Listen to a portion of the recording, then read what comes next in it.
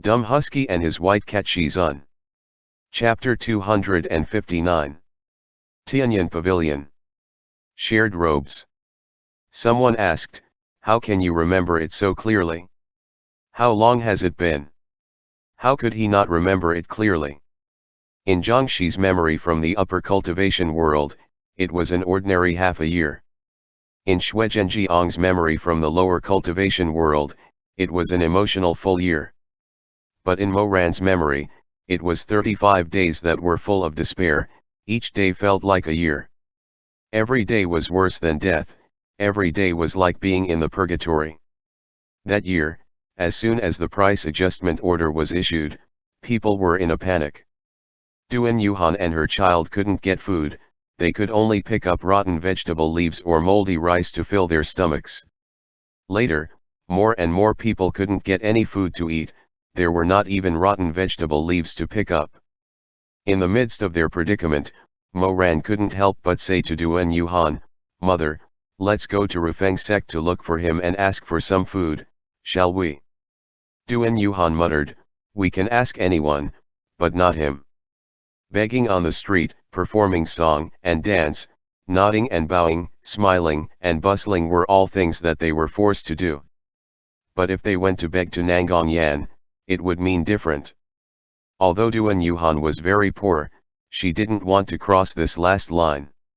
She didn't want to, so Moran didn't mention it again. The child wasn't eye-catching and he was surprisingly agile.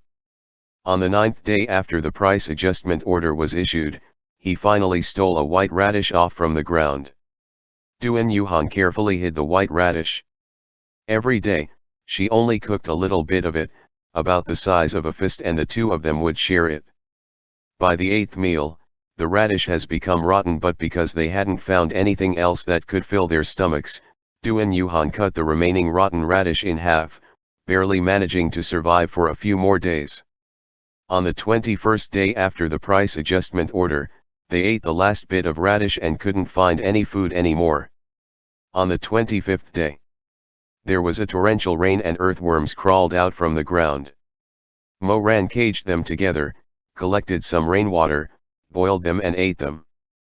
The slippery feeling of the earthworm in his mouth made him feel nauseous.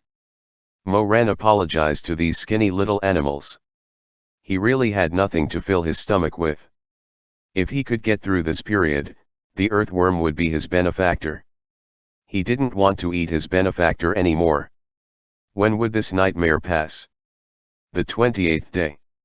Moran had a fever.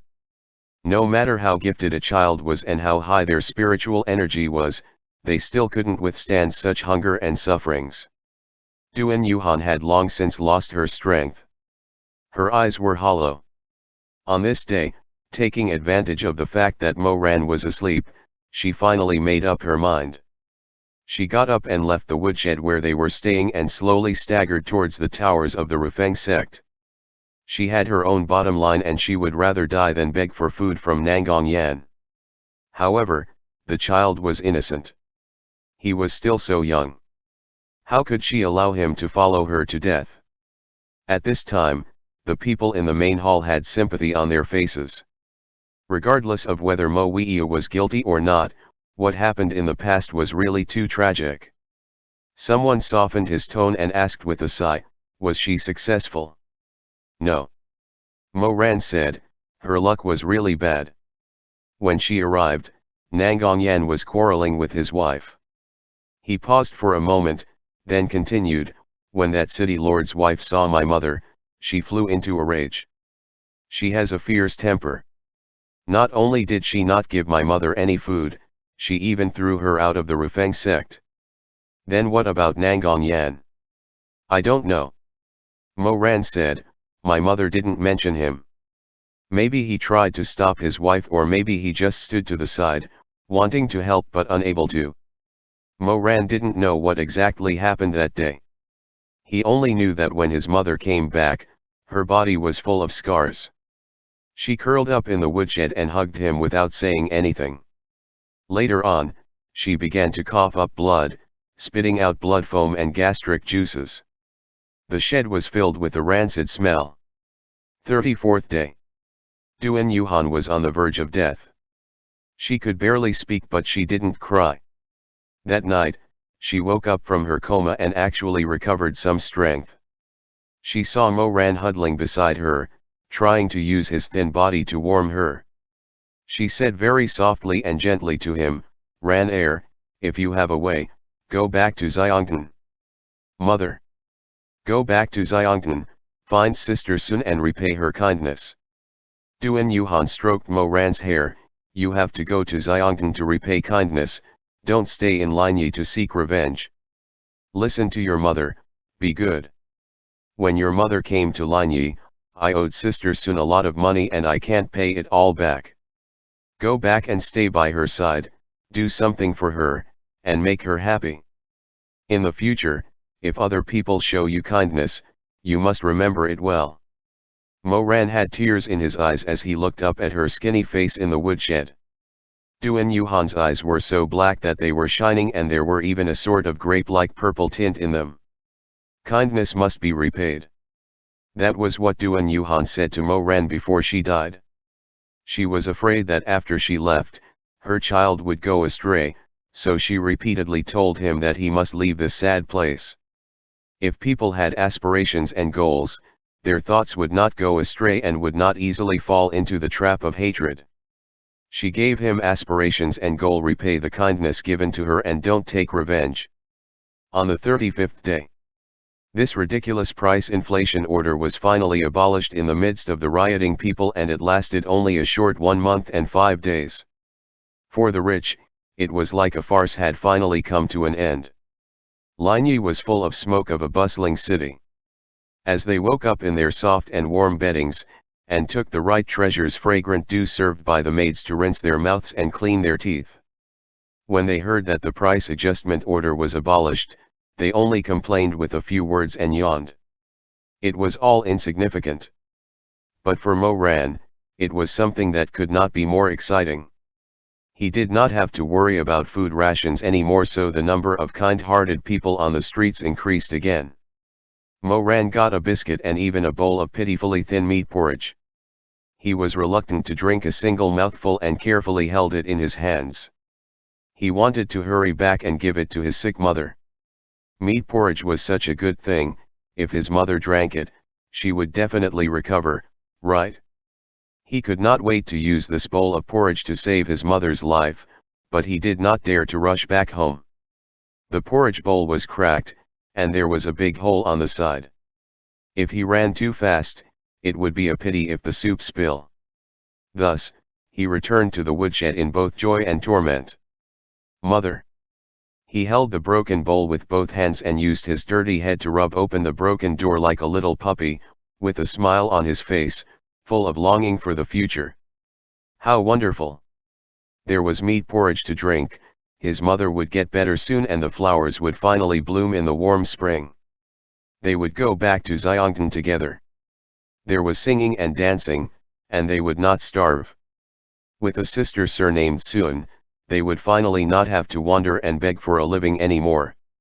How wonderful, they would go home together. Creak. The door opened. She was lying inside, Mo Ran said calmly, in the loyalty hall. The bystanders were either surprised by his indifference or chilled by his cold-bloodedness. This person, when mentioning his mother's death, was unexpectedly calm. There was no warmth, no ripples and no tears. However, no one had ever thought about how many years of yearning and heartbreak it would take to smooth out the scars and obtain such a calm face. "I called her, but she didn't wake up," Mo Ran said. "She would never open her eyes again, and she would never drink that porridge again." There was a long silence. Madame Wang said with a trembling voice, Then, you went back to Xiongtan alone." Mo Ran shook his head. "I went to the Rufeng sect." Someone cried out, "Ah!" and said, You were seeking revenge." "My mother said to repay kindness and not to seek revenge," Mo Ran said calmly. "I didn't want to seek revenge, I just wanted to bury my mother. But I didn't have money and I didn't have time to raise money, so I went to his house and begged him to give me some money." "Did he give you any?" Moran almost smiled and said, "No. No, no. But according to what you said before, your mother was still in Nangongyan's heart. How could he not even spare money for her funeral?" Moran said, "Because his first wife committed suicide not long ago and passed away." "What?"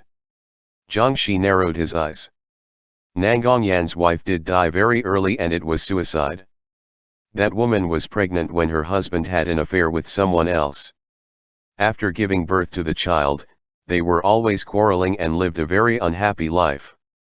My mother went to the house to look for them that day, and after she bumped into her, she became more and more furious. It was said that she stabbed Nangongyan with a knife at that time, which made Nangongyan so angry that he said he wanted to divorce his wife." Moran paused for a moment, then said, "She couldn't take it and hanged herself in the middle of the night. She died a few days earlier than my mother." Hearing this, everyone didn't know what to say. The romantic and unrestrained young master had a brief relationship, but in the end, the beauty died and his family was ruined. This was the cycle of karma in the mortal world. When I appeared, Nangongyan was being reprimanded by the sect leader. His wife's family was also there. They were a prominent business family in Linyi City. Moran said, "Nangongyan had already been scolded badly and was very angry. Suddenly seeing me, how could he have a good temper?" Madame Wang was the most soft-hearted. Although she knew now that Moran was not related to them by blood, she still felt sorry and said with tears, "Ran er." Moran really didn't want to talk about this past. Nangongyan's face at that time, and the faces of those who were present. There was also Madame Nangong's mourning hall, golden paper and silver flowers, little children made of paper, a mountain of spiritual tools, a beautiful soul-summoning banner, a shiny black coffin made of Phoebe Jenny's wood, and too many things. Hundreds of people knelt on both sides to watch the coffin of the woman who committed suicide and mourned. The lamp was filled with whale oil and the 99 scrolls of incense were burning silently. The wind blew away the smoke, as incensed ash rustled. It was a very grand scene. What about his mother? Duan Yuhan, one of Xiongtan's music fairies, only had a tattered dress that she might never wear again after taking it off, and a bony young child. There was not even a straw mat to wrap her corpse.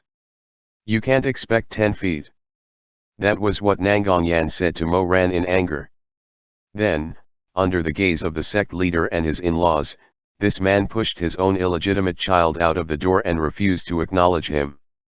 Madame Nangong died. There was a gold and red-colored coffin, agate, fragrant pearls, and a snow-white shroud to protect her body from decay. Silk covered her face with satin covering her eyes. Duan Yuhan died. There was only a corpse and a single person crying. It was like yin and yang. According to Nangongyan, his mother shouldn't even ask for a thin wooden coffin. So, who dared to say that people were equal in the face of death? Fate was unfair from the very beginning. In the end, her flesh rotted into the mud. I dragged her to a mass grave and buried her."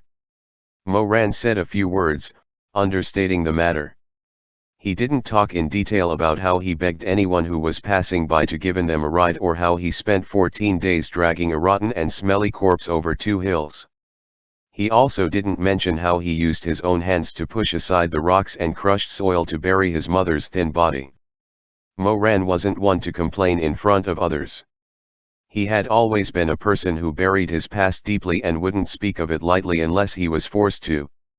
In the first 10 years of his life, he had already suffered enough humiliation, malice, hateful looks, and slander. His heart was as hard as iron. He didn't care how others looked at him. He didn't care if others sympathized with him. Then I went to Xiongtan. He couldn't stand Linyi anymore. One day, he hid behind a Taoist priest's cart and secretly sneaked out of the city in a wicker basket. He began to follow his mother's instructions and walked to Xiongtan. He walked for half a year, from midsummer to early winter. His shoes were broken, so he walked barefoot. In the end, the solace of his feet grew thick with calluses. He walked like this and asked directions. When he reached the outside of Liubei Temple, he finally fell into dried grass because of cold and hunger. Mother! The little child crouched on the ground. Under his messy black hair was a pair of unfocused eyes. He looked at the vast world. It was snowing. It was the first snow of winter. I'm coming to see you. I'm sorry. I can't take it anymore. The snowflakes fell lightly and softly like a sigh. They covered his eyes and brows. In a daze, he heard footsteps approaching. Then, a pair of hands pushed aside the grasses. He heard a young voice, "Shizun, come quickly. Look at him. What's wrong with him?" After a while, a pair of straw shoes approached. A man was speaking, "Don't worry about it. Go back first. I'll see to him." The man's voice was deep and cold. There wasn't much emotion in it. Moran got instinctively afraid. He instinctively felt that the young man was close to him and that the man would treat him coldly. He didn't know where he got the strength, but his desire to live made him raise his hand and weakly grab the corner of the young man's clothes. Before he could say a word, tears began flowing down his cheeks. "Food. I'm so hungry. Please, I want to eat." The young man he grabbed was Chu Wanning, who went down the mountain with Hui Zhui that day. Chu Wanning was stunned. "What?"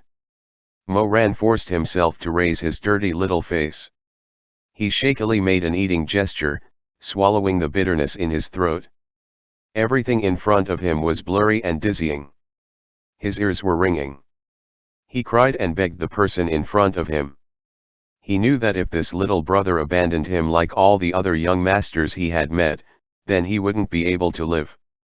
He would definitely die. He really couldn't take it anymore. "Eat." Later, Chu Wanning fed him a pot of rice porridge. A pot of soup saved a person who was on the verge of starvation. After drinking the rice soup, Moran left Liubei Temple. At that time, his mind was groggy. He only remembered that Big Brother benefactor had a pair of slightly upturned almond-shaped eyes and thick and long eyelashes. He didn't have any other impressions. However, from Liubei Temple to Xiongtan, day and night, he wore the cloak that Big Brother benefactor had given him. At that time, his body was small. The young man's clothes looked particularly clumsy and funny on him. Especially when he wore the hat, the brim of the hat could almost cover his entire face. On the road, there were always children who didn't have to worry about food and clothing. They snuggled up to their parents and laughed, "Father, Mother, look at that little beggar. What is he wearing? It's so funny." Moran didn't get angry. What did other people's teasing mean to him? He was only grateful that this ill-fitting cloak could shelter him from the wind and rain, and give him warmth. When it snowed, the snowflakes couldn't fall on him. When it was late at night, the darkness couldn't enter his heart. When night fell, he would make a fire and hug his knees by the fire pit to warm himself. He would cover his head with the cloak and shrink into it, looking at the orange flames from under the soft edges. The cloak was very warm. It was like his mother's embrace and also like his big brother benefactor's pair of gentle almond-shaped eyes. The little child curled up and fell asleep. In his dreams, he could even smell the faint fragrance of the cloak. It was like leaning against a blooming hatang tree. When he looked back, it was no wonder that he always felt that Chu Wanning smelled very good. As long as there was his scent on the bed, he could always sleep peacefully.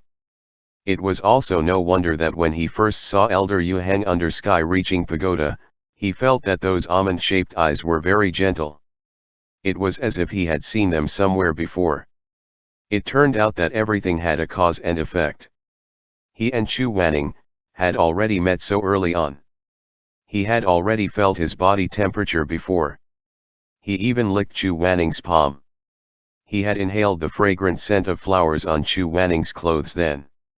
It turned out that his big brother benefactor, whom he had been looking for, was right beside him. Moran lowered his eyes.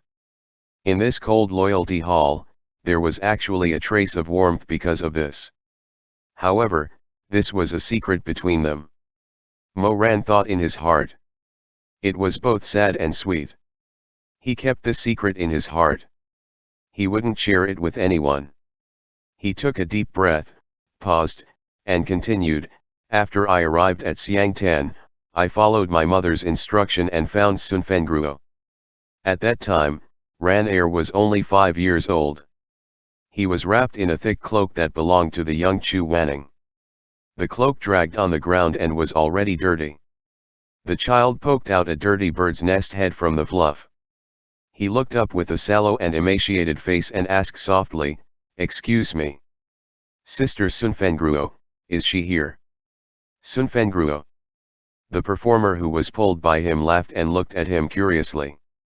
The top performer of the music hall? Although we're here to sell our arts and not our bodies, who wouldn't like Miss Sun's appearance more than her singing voice? Little brother, how old are you? How do you know to ask for her? Moran's eyes were wide open. He didn't understand her words at all. However, the ridicule in the girl's tone was obvious.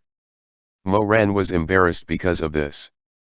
He grabbed the collar of his cloak tightly and said with a red face, "Please, I want to see Sister Sun. My mother asked me to find her." Huh? Who's your mother? My mother's surname is Duan. Her name is Duan Yuhan. Ah. The performer's expression changed. She took a step back and covered her mouth with her handkerchief. Even her lazy peach blossom eyes suddenly widened. You're Duan Yuhan's child. When Duan Yuhan was famous, she never acted pompously. She often gave extra jewelry and money to the sisters who were old and could no longer sing like before. Therefore, when the performer heard that he was Miss Duan's child, her attitude immediately changed. She hurriedly took him to the greenhouse of the flower pavilion and saw Sunfengruo lying on the bed in the room. After closing the door, Moran bowed to Sunfengruo and told her the whole story. Sunfengruo's heart was filled with grief. She immediately looked for Madame Mo and said that she wanted Moran to stay by her side. The madam originally refused, but after several pleas from her top courtesan and sizing up Moran, she felt that this child could at least do something for the establishment. Thus, she reluctantly agreed. However, it was believed bringing in beggars into an establishment would provoke misfortune. So in accordance to traditions, they would have to burn all their clothes and belongings then thoroughly wash themselves. Moran has no problem with the thorough bathing. When they said that they had to burn his clothes, Moran cried. "What are you crying for? It's not like I won't buy you new clothes in the future." Madame Mo impatiently knocked Moran's head with a water pipe. "Be sensible. I'll give you food and a place to live. Other people can't wait to laugh at you. Look at your poor appearance." Moran was afraid that he would implicate Sister Sun. She had already put in a good word for him. Thus, he bit his lip and endured with all his might. He rubbed his red eyes and stood in front of the fire sobbing silently. At that time, he really didn't understand why all of this have to happen. He just wanted to keep the cloak. Because he was weak, because he was lowly, because he was a stinky beggar. In order to not bring bad luck and trouble to others, he could only let others take it off him. He couldn't struggle, couldn't say no, and didn't even have the right to cry. It used to give him so much warmth, sustenance, and support. It used to shelter him from the wind and rain. The cloak was so dirty that it had lost its originally color. Now that he had a place to stay, perhaps he wouldn't need it anymore. He just wanted to carefully wash it clean and fold it neatly. Even if he never wore it again, it would be good to keep it under a small box. It was his friend, not just an old set of clothes. But everything was not up to him. With a boom, the dirty cloak was thrown into the flames. The person who threw it was just throwing it away casually. In the end, they even thought that it got their hands dirty. But to Moran, it was a cremation, a funeral. He watched helplessly. The tongue of fire suddenly rose up and the magnificent world was blurred. Drink slowly. There's still more. Where are you from? It seemed he could still hear the gentle voice of that young man in his ears. That was one of the few kindness he had received in his humble life. It has all turned to ashes. Just like that, Moran was taken by the Madam of the Jade Wine House as his godmother. He also received an adopted surname from his godmother, the surname Mo. From then on, he became an errand boy in the building, and finally started to live a peaceful life. However, the good times didn't last long. At that time, Sun Fengruo was no longer young. Although the music hall is not the same as the brothel, the establishment has a rule that said once a girl reached an age where she could no longer earn a full self-pitying fee, then that girl's first night would be sold by the establishment's madam. Sun Fengruo was not worried though. She had already earned a lot for the Jade Wine House. There's still 150,000 gold left. Sun Fengruo said to Moran with a smile, "Ran air, once I earn enough money, I can redeem myself. Sister will take you to live a good life." Moran was assigned to work in the kitchen, so Sun Fengruo rarely saw him. Madame Mo was determined to prevent the people in the building from forming a group, so Sun Fengruo and Moran can only meet secretly. She reached out and pinched his cheek, then gave him a candy. "Shh, take it and eat. Unfortunately, I can't give you money, I'll be found out." Godmother's eyes are very sharp, hee hee. Moran grinned, revealing a mouth with missing baby teeth. Thank you, Sister Sun." However, Sun Fengruo was still 150,000 gold away from redeeming herself. How could the madam not know this? Although her face was calm and collected, she was extremely anxious in her heart. Losing Sun Fengruo meant losing half of the Jade Wine House's source of income. Madame Mo planned that before Sun Fengruo left, she must make a lot of money out of her. At that time, there were many rich people who coveted Sun Fengruo's beauty. They all offered sky-high prices, enough to feed Madame Mo for the rest of her life. In the end, Madame Mo conspired with a wealthy merchant behind Sun Fengruo's back. The two of them took advantage of the Lantern Festival. After a performance, Sun Fengruo was given a cup of tea doused with drugs that would make her pliant. She was then brought to her room. That day, Moran cooked glutinous rice balls and carefully brought them to the room for Sister Sun to eat. Before he could enter, he heard heavy breathing in the room. Moran was startled. He pushed open the door and a strong smell assaulted his nose, making him want to vomit. In the dim light, he saw the greasy rich merchant who was like streaky pork. He was drooling and his clothes were wide open. He was on top of the weakly struggling Sun Fengruo. Clang! Clang! The bowl with the glutinous rice ball shattered on the ground. Moran rushed into the room. He did not know where he got the strength. He was very talented since childhood, but he beat the rich merchant. Then, he held the fat man tightly as shouted at Sun Fengruo, who was crying like a pear blossom in the rain. "Sister Sun, go quickly." "But you go quickly." "I can't go now, I have to hold on to him. If you don't go now, when Madam comes, we will all die here. Go quickly. Go quickly. If you go, I will run away immediately." Sun Fengruo was his benefactor. Moran told her to run away from Jade Wine House and never come back. That day, he finally became a hero for once. Sun Fengruo sobbed and bowed to him, then ran out of the building. But Moran did not have time to leave.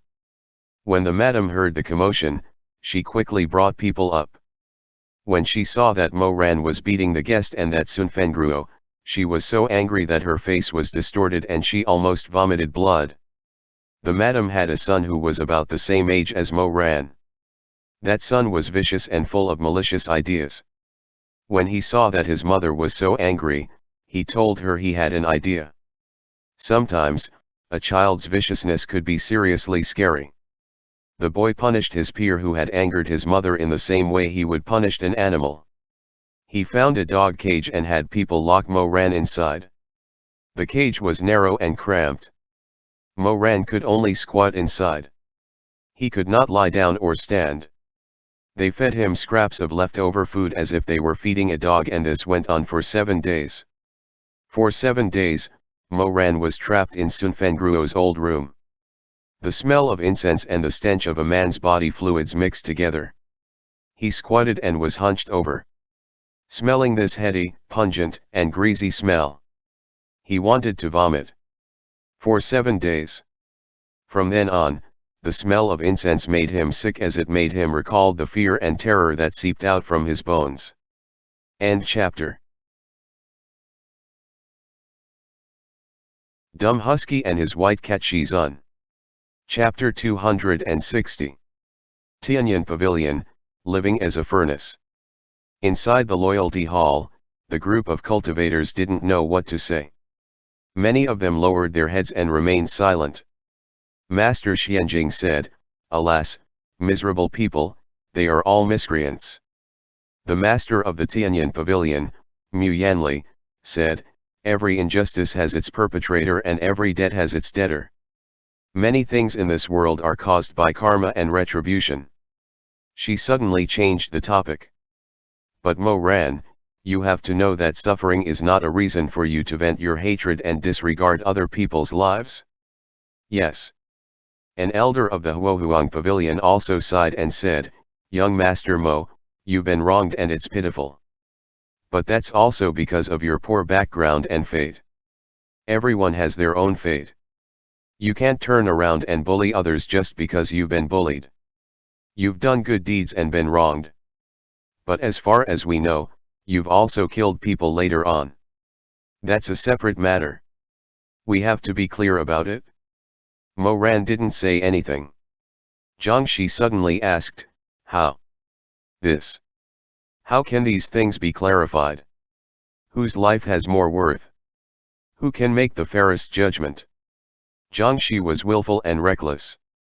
He didn't have much regards to the so-called divine blood of the Tianyan Pavilion leaders. "I don't mean to be partial to Mo Ran, but I just want to ask one question.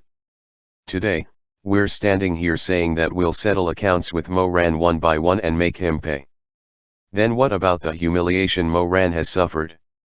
What about the injustice he's suffered?" No one expected that Zhang Shi, who had suffered the most in the bloody incident a few days ago, would stand up for Mo Weiyu. They were all stunned for a moment.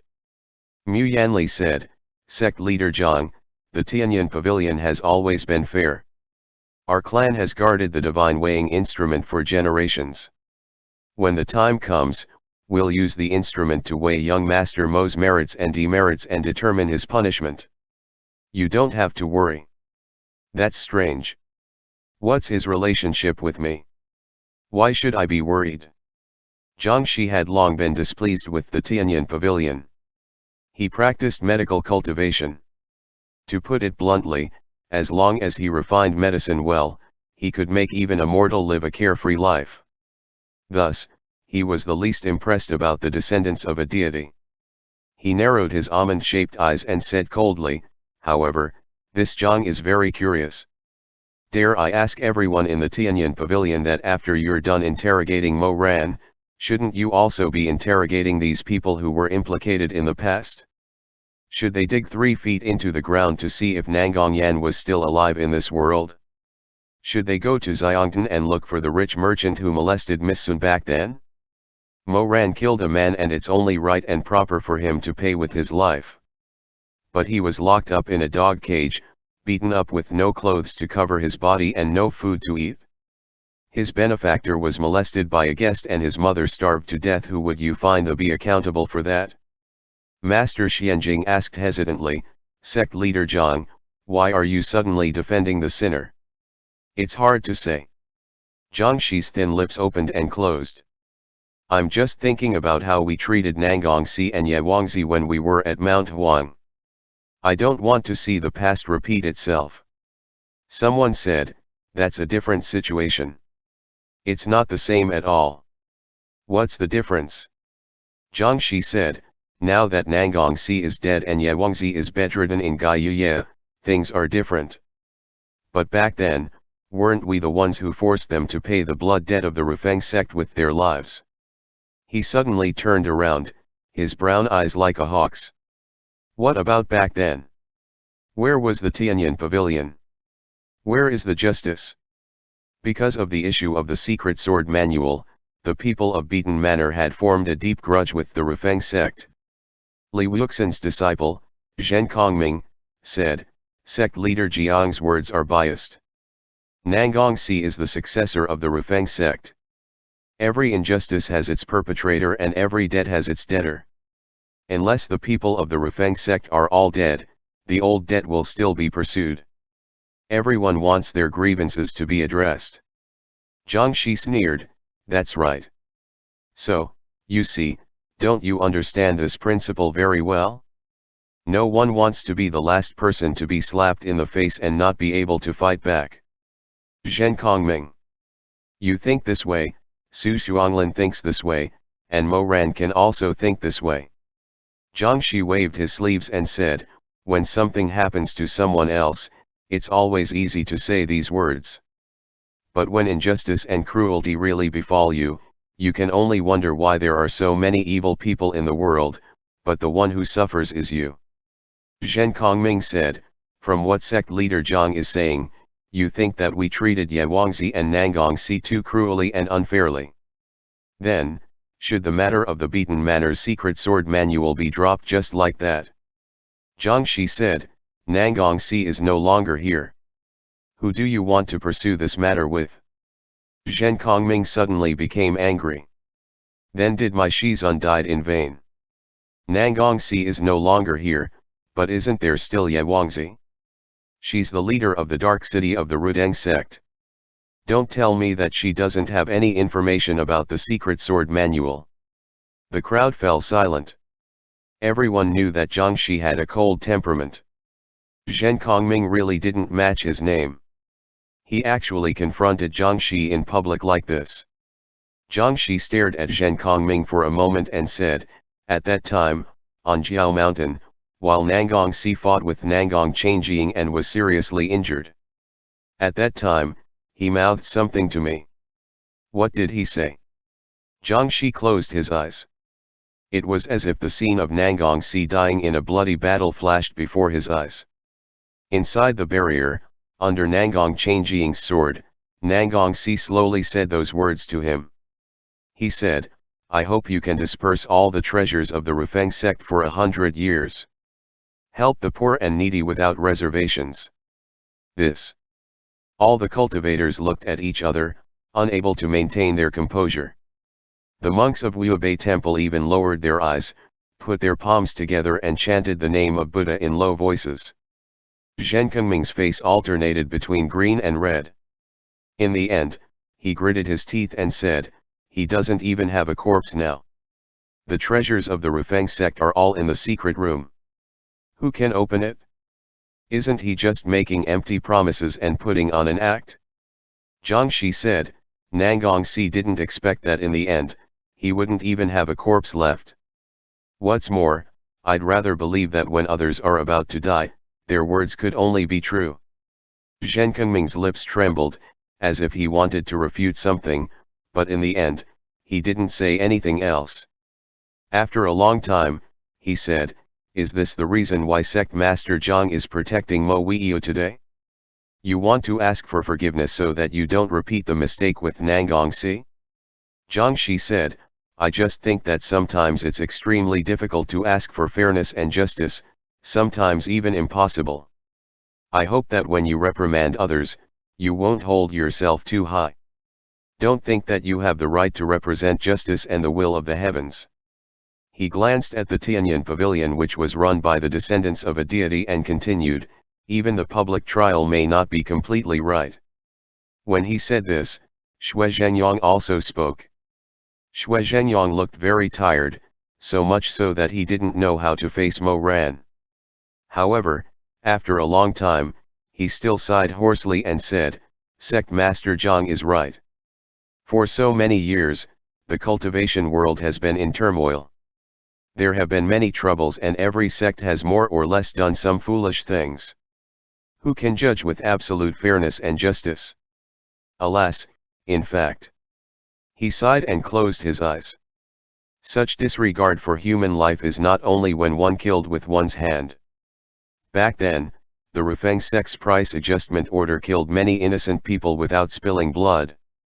I, Xue Zhenyang, have stood in the mortal world for more than 40 years. I don't have many achievements. My actions are not for the sake of cultivating to become an immortal, nor for my name to go down in history. I just want to lessen the suffering in this chaotic world. As he spoke, his eyes were somewhat blank. As the sect leader of Shi Shengpeak, no matter how calm he pretended to be, knowing that the child he had raised for many years was not his actual nephew, he could not help but feel at a loss. Xue Zhenyang murmured, I just want to lessen the suffering of the people. Even one less suffering is good enough. At this time, Mu Yanli said coldly, Sect leader Xue, you are kind, but have you ever thought that if you are lenient to sinners, you would be disrespecting the innocent people who died in the disaster and you would be disrespecting the mortals who have been implicated? The Tianyan Pavilion did not have much power, so it is true that we did not have the means to punish everyone for their crimes and bring everyone to justice. However, since the Tianyan Pavilion had decided to take care of Mo Ran's case, we would not rush to settle it. I hope the sect leader understands. Xue Zhenyang was speechless. After Mu Yanli finished speaking, she turned to look at Mo Ran again. Young Master Mo, now that you have talked about the hardships of your life, you have won enough sympathy. Why don't we talk about something else? Mo Ran looked at her indifferently. What does the pavilion master want to talk about? Previously, you said that the young maiden who was molested and was humiliated to death was not your doing, said Mu Yanli. I believe you. However, there is still one person's death that cannot be separated from your involvement. Mo Ran closed his eyes. The pavilion master's investigation is very thorough. Mu Yanli said coldly, then tell me properly. Back then, how did you kill Mo Nian? That was sect leader Xue's true nephew. Before she could finish speaking, she was interrupted by an angry voice. Xue Meng's eyes were filled with tears and hatred. He clenched his teeth and shouted, Shut up! Don't talk anymore. Mu Yanli glanced at him and commented. Running away and avoiding the truth. It seems that the so-called darling of the heavens is only this much. The reply that she received was the clamor of Long Cheng as though it was a warning. The scimitar brushed past Mu Yanli's cheek and was embedded into a pillar behind her. Wood splinters flew everywhere. Mu Yanli didn't dodge. In fact, she didn't even blink. Her beautiful eyes were as cold as ice as she stared at Xue Meng. Xue Meng clenched his teeth, the muscles on his face trembling. What true nephew? What turtle dove seizing the magpie's nest? Have you said enough? He suddenly summoned Long Cheng back, his chest heaving.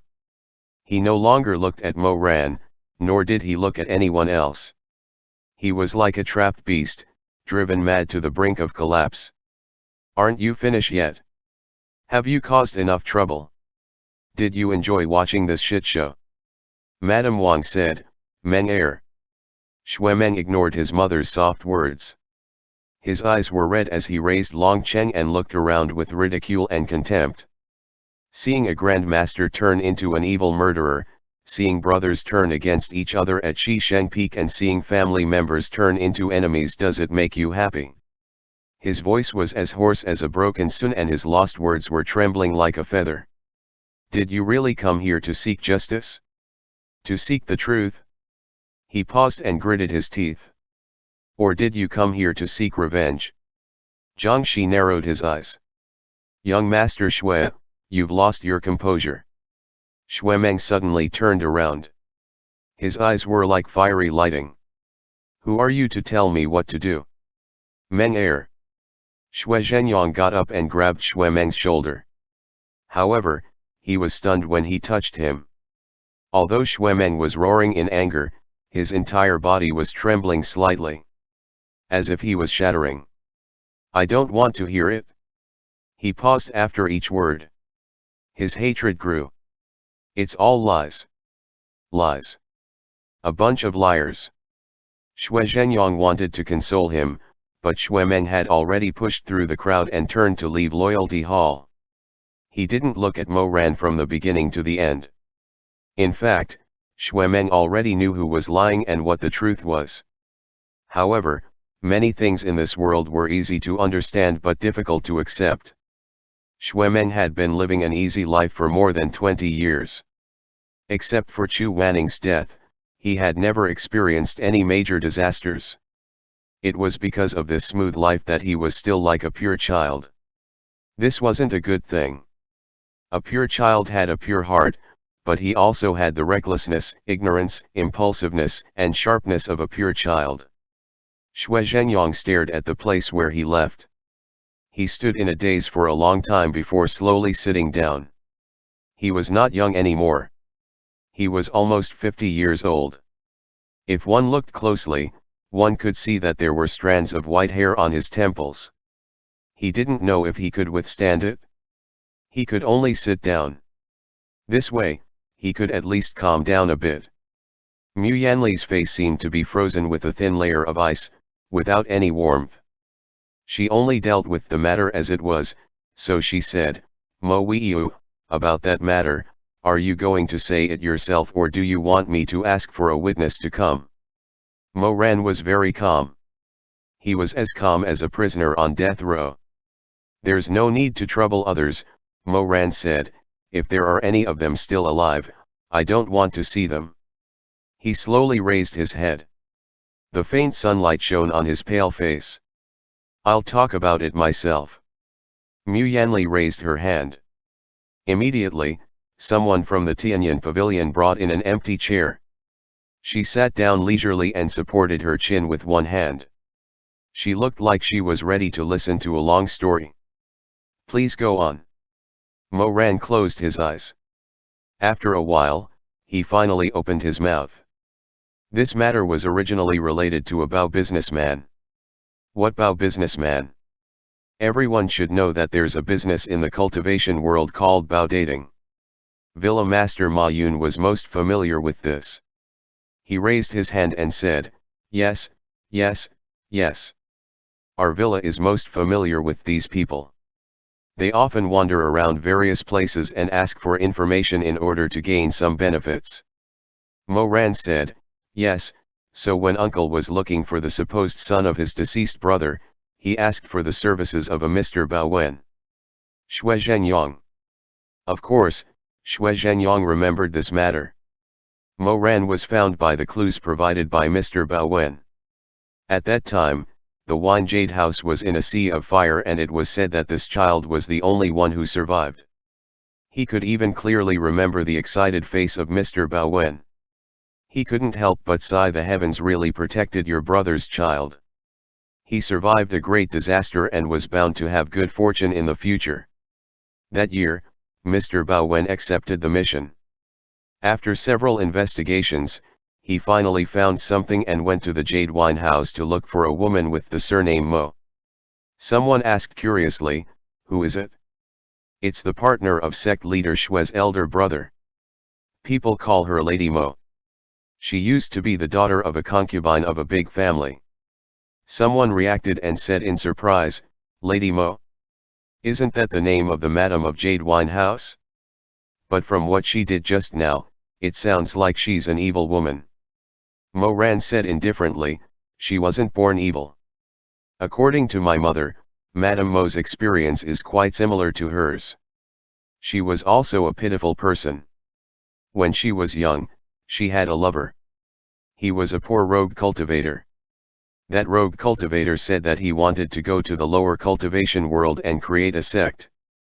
Madame Mo gave him all of her money and jewelry, determined to help him realize his ambitions." Xue Zhenyang muttered, "It's my big brother." Mo Ran continued, "Before that rogue cultivator left, he swore to Madame Mo that when he succeeded in this great undertaking, he would definitely marry her and bring her home in a grand manner. For this, he even gave Madame Mo a poem on the smoky wave river, in the painted boat, the sound of the ferry's lute is slow, the husband is silent. Later, it became the evidence that Mr. Bao Wen used to identify her. This kind of story about the relationship between a man and a woman was the most interesting to most people. A female cultivator asked, could it be that the previous sect leader of the Shisheng Peak was like Nangongyan and abandoned his wife? Xuezhenjiang's leopard eyes widened and he immediately scolded, nonsense. My big brother is not that kind of person. My big brother, he never forgot Lady Mo. At the mention of his deceased brother, this man couldn't help but feel sad and his eyes turned slightly red. Elder Suanji also said from the side, Miss Cultivator, please be careful with your words. Not long after the sect was founded, the previous sect leader unfortunately died in a fierce battle. He didn't deliberately go back on his words. Before he died, he often talked about that woman with the sect leader. He always said that when the sect stabilized, he would immediately go and pick her up. He and Nangongyan were not the same. That's true. Mo Ran said softly, in the end, she was much luckier than my mother. Her husband passed away, but there was still someone who wanted to do right by her. Nangongyan was still alive, but he never dared to recognize me and my mother. Ha! Then I now know. So, it was because of this that you were jealous, so you decided to kill Madame Mo, burn down the Jade Wine Pavilion and impersonate her son. Hearing such malicious speculation, Mo Ran glanced at this extremely smart cultivator and said, I never took the initiative to impersonate her son. That cultivator wasn't convinced and sneered, then what happened? Could it be that someone forced you to be the missing young master of the Shisheng Peak sect? What happened? Mo Ran couldn't help but think that there were many things in this world that were not supposed to end as they did. However, one day, the butterfly suddenly flapped its wings. Then, the wind rose and the clouds surged, and the sea turned into mulberry fields. Just like how he never thought of replacing Xuezhenjiang's nephew in the beginning, Lady Mo wasn't the evil madam of an entertainment establishment in the beginning. She also had a gentle and kind heart in her youth. She also stood by the window, looking forward to her husband's early return. When she found out that she was pregnant, she happily wrote a letter to tell her distant lover. She also received a letter from him and the excitement of becoming a father overflowed on the paper. She had all of these beautiful years. So, what if she was a concubine's daughter? Others ridiculed her lover for being a nobody and mocked her for being pregnant before marriage. One day, he would fulfill his promise and take her and their child into his family. She firmly believed that.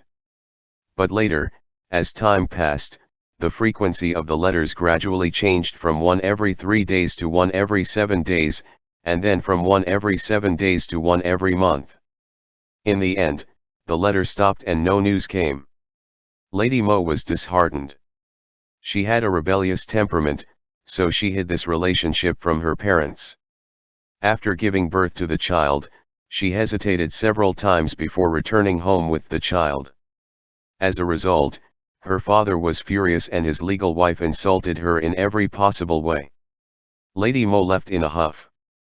Later on, after several twists and turns, the daughter of a rich family eventually became the manager of the Jade Wine House. Life is full of ups and downs. Fate is like a furnace. You don't know that once you go in, you may be completely changed once you came out. Mo Ran was like this, and Madame Mo was also like this in the past. By the time Mr. Bao Wen found her in the establishment's reception hall, 14 years had already passed since her innocent days. The man who brought Xuezhenjiang's letter sat down leisurely. He opened his folding fan and said with a smile, "Where is the madam? Tell her to come here." The madam arrived. She was wearing a peach blossom jacket with a light yellow shawl wrapped around her arm. She swayed her waist and carried a hookah. She lifted the beaded curtain and said with a charming smile, "Oh, young master, you're here early in the morning to listen to music? Do you like the pipa or the yangqin?" My musicians here are proficient in all kinds of musical instruments. I'm open to business, so I'll give you a discount. This was life. 14 years ago, when her lover left, she leaned against the beaded curtain with a sad expression on her face. Her beautiful face sent him off with her eyes. 14 years later, her lover's younger brother finally found her. The beaded curtain of time separated the vast life, but it rolled up again. She brushed away the vermilion and emerald green, showing that she had experienced many vicissitudes of life. The woman who used to be as shy as a deer had long since passed away. The one who managed the jade wine house, calling the wind and calling the rain, was a middle-aged woman smoking a hookah. Mr. Bowen was not so sentimental. He only had money in his eyes. He waved his fan and said with a smile, "I don't need to listen to music. I'm here to ask you about someone." The smile on the madam's face froze. Her tone became cold. "Ask about someone? Who?" The man said slowly, "On the smoky wave river, in the painted boat, the sound of the ferry's lute is slow, the husband is silent. Midway through his recitation, the expression on the madam's face changed. By the time he finished, her face was drained of color. Her lips were trembling, and her thin, sharp eyebrows were twitching. She pressed her handkerchief to her chest for a long time before asking in a trembling voice, "What? You are? Who exactly are you?" Mr. Bowen smiled. "If I'm not mistaken, then I've found the person that Master Shui was looking for. Lady Mo, have you been well these past few years?" Madame Mo swayed and lost her footing. She fell on a round stool made of paulownia wood. She gasped for breath, her face alternating between red and white. After a long time, she waved her hand and dismissed everyone, leaving only Mr. Bowen in the hall. She stared at the businessman's face. Her eyes were filled with ecstasy, sadness, and all kinds of complicated emotions. Mr. Bowen's expression was indifferent. He picked up the teapot and poured her a cup of cold tea. He handed it to her. "Drink some tea first." Madame Mo trembled as she held the cup. She took a sip, then another. When the tea was finished, she still took a few sips. Only then did she look up. "Did Shui Lang ask you to find me?" Mr. Bowen sighed. "To tell you the truth, the Master Shui that you were asking about has already passed away." "What?" "It was his younger brother. He asked me to look for his older brother's lover. At that time, the two brothers established their own sect in the lower cultivation world. They were no longer the lone travelers who had no one to rely on.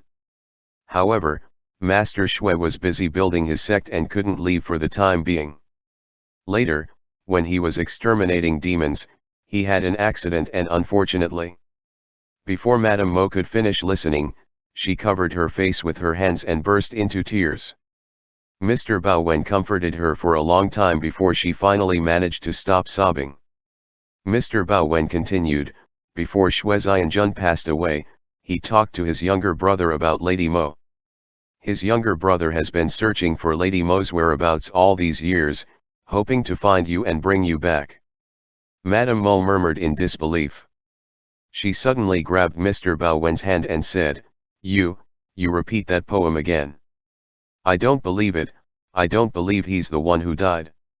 This was the most important part of this business, so he recited that poem again.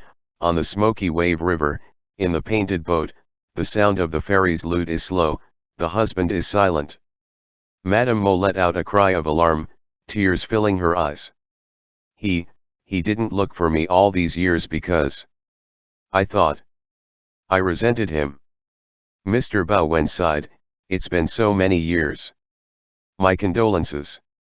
"Right, don't you have a son?" Yes. Madame Mo sobbed, wiping away her tears. She then shouted towards the warm room upstairs, "Onion, Onion. Mo Nian. Quickly come down." The door to the warm room opened, but it wasn't Mo Nian who came out. Instead, it was a weak child. That child was holding a pile of clothes. His small face peeked out from behind the clothes. There were still some bruises on his cheeks. He looked very timid. Mr. Bowen hesitated. Is this your son? Ah, no, he's not. Madame Mo wiped her tears and said, he's the servant who keeps the fire in the building. Mr. Bowen immediately relaxed and smiled. Oh, so that's how it is. Madame Mo turned to the child. Mo ran. Where did the young master go? End chapter.